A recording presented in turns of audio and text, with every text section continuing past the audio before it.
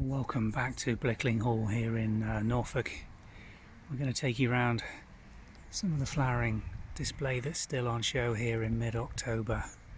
I'm going to start with this lovely little penstemon, which the bees are still visiting. I still have pollen and nectar available in there. This one's growing very nicely. It's in a wall garden, so there's very little risk of early frost here, but still flowering away very nicely here at Blickling, giving a lovely display. This other little penstemon, nice red variety with large flowers, again flowering nicely. We've also got it running into a white variety, and still giving it a display and attracting the bees here. This patch of globe artichokes have been cut hard back, finished fruiting back in June, but now they've reshot from their crowns, and this upright glossy silver foliage will now sit and hold its form right over winter. Extremely attractive as a foliage plant, and can be grown into mixed herbaceous plantings or as part of a cottage garden planting. There's still a little bit of colour in this small leaf catmint, which is planted along the base of these fruit trees, with the cage going right over our head here. The old flower heads haven't been cut back on these. There's still a little sprinkling of mauve flowers coming through, and in the autumn sunshine gives a very pleasing effect. Quite pretty. This is a new one on me. I'm not certain what this is. The label is undiscernible, I'm afraid. It's faded away.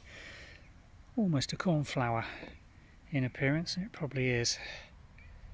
But nice autumn colour, really glowing in the sunlight here this morning. Lovely. And we've done quite a bit on asters this season. They've done very, very well. And this small little variety growing here as a long run is flowering fantastically, almost at the end of its season. A lot of dead heads on this, but still young bud just opening up. Beautiful white flower with this golden yellow centres. Very compact form, this, only around 8 inches tall. A lovely splash of colour here in the autumn garden. More of that tiny leaf catmint they've used to edge the borders here at Blickling. This time grown en masse in a big planting area. This may be their store of plants for using if any die out around the pass. Just little splattering of colour all across this. But it's the silver foliage that's really catching the light here this morning. And these beautiful late autumn daisy growing in a row here for cut flowers. Beautiful orange with chocolate dark brown centres, held upright on long stems, making it an ideal cut flower for arrangements. And a beautiful little late pure white phlox flowering away beautifully here.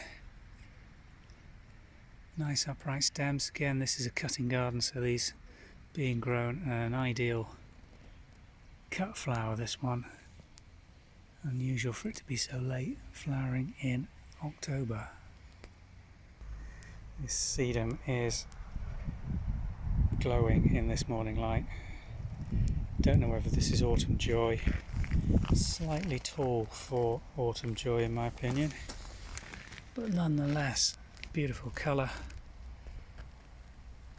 Not covered in insects that I'd expect it to be. Usually ours are absolutely buzzing with flies and bees harvesting this nectar, but this one probably has been out for some time now and may well be just coming to the end of its season.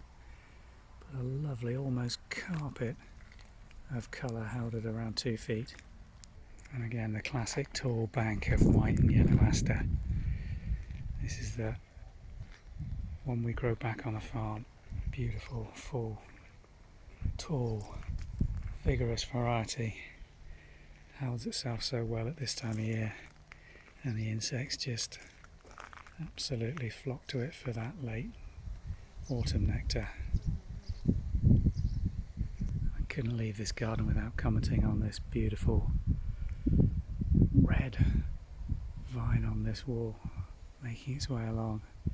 Just completely dazzling in the autumn sunlight, giving you the doorway out. Let's go and have a look, see what else we can find here. I do hope you've enjoyed this little mini tour of the delights here in the walled garden at Blickling. We're going to go now and show you the formal gardens, the parterre, and hopefully, if they've given us access, the long herbaceous borders, which are an absolute delight here at Blickling.